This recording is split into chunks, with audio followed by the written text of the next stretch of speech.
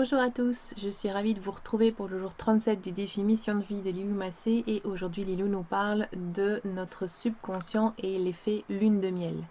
Alors j'ai lu le défi comme d'habitude et ensuite je me suis scannée et je me suis rendu compte que de nouveau, un peu comme hier en fait, j'ai ressenti un peu de vertige, surtout vu la quantité de techniques qui peut exister et qui nous permet d'aller justement fouiller et peut-être décoincer certaines énergies bloquées dans le corps ou dans l'esprit. Euh, et en fait aujourd'hui, moi j'ai juste pas envie de parler de toutes ces techniques. J'ai envie juste de vous parler du journal créatif ou en tout cas de l'utilisation du journal en tant que tel. Alors, je ne vais pas rentrer dans d'énormes détails parce que j'en ai parlé déjà plusieurs fois.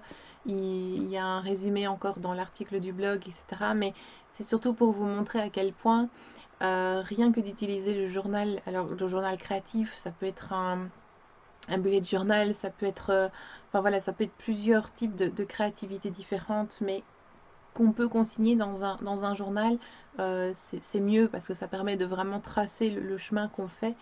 C'est vraiment génial en fait de pouvoir euh, s'aider avec, au travers du journal, aller chercher nos propres vérités, nos propres solutions euh, et finalement de faire de meilleurs choix. Ça permet aussi de se détendre, de mettre plus de créativité, de trouver des solutions, de trouver un sens à notre vie. Voilà, ça peut être vraiment quelque chose de génial, un journal, tel que je vous le montre depuis quelques jours ici. Et donc pour moi, c'est aussi ça, c'est une des techniques que je pense qu'on pourrait citer ici au jour 37 comme étant justement une technique qui permet d'aller chercher dans notre subconscient toutes ces petites pépites et les décoincer une à une et de trouver justement des petites leçons derrière et d'avancer au fur et à mesure dans notre journal, dans notre vie. Alors aujourd'hui, mais moi j'ai décidé de faire juste une création toute simple qui me représente en fait tout simplement quand je fais mon journal. Donc c'est simplement, donc j'ai été rechercher une image donc un visage et je lui ai appliqué du gesso et ensuite je l'ai retravaillé avec des techniques d'art journal. Et voilà, donc ça pour moi c'est vraiment avec ce regard-là pétillant, cette légèreté. Et puis bon, j'ai accentué pas mal les cheveux parce que j'avais vraiment envie de mettre du volume dans ce, enfin du volume et du mouvement dans cette création pour vraiment signifier que la vie elle est là, mais voilà, moi je reste là et tout s'écoule, tout continue et voilà, moi ce message et en tout cas cette création me plaît énormément.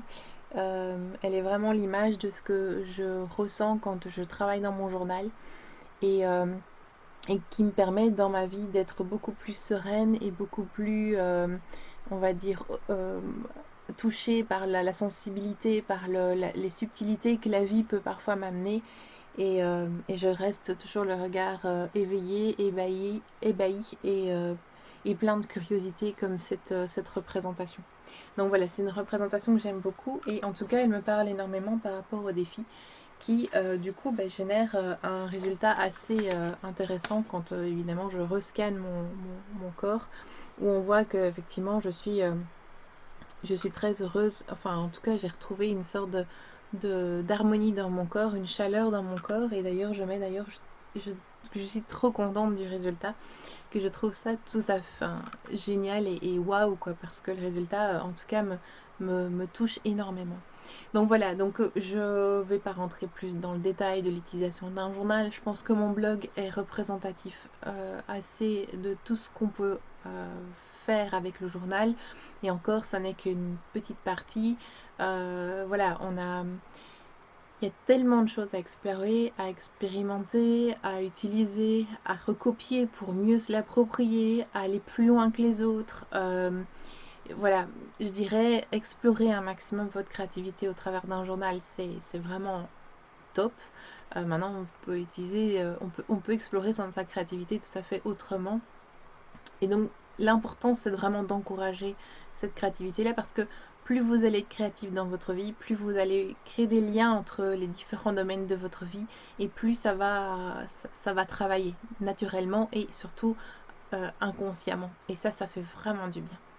Voilà, je vous laisse avec ça. J'espère que la vidéo vous a plu et que en tout cas mes partages vous plaisent. N'hésitez pas à me faire quelques retours et sinon on se retrouve demain pour un autre défi. Au revoir.